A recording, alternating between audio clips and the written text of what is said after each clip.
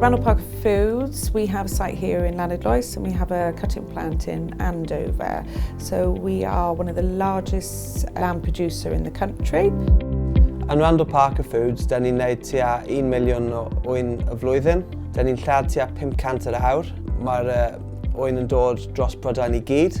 Maen nhw'n cael ei werthu dipyn bach i'r retail, dipyn bach export a weddill wholesale dros Prydain. Mae'n gallu fod yn gwaith caled, ond mae'n gallu fod yn rewarding iawn hefyd. Mae'r siawns i gael sgiliau newydd a qualifications, mae'r skills yn transferable ac bysach chi'n gallu trafeilio efo'r skills yna. We value continual improvement for all our employees, from shop floor up to management.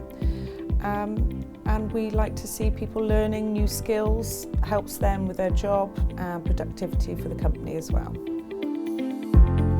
So anybody leaving school or anybody looking for a new career, we train you from the word dot. You know, as long as you're keen and you don't mind getting up early in the morning, we can show you an array of new skills, good wages, especially for around the area that we're in, with lots of prospects.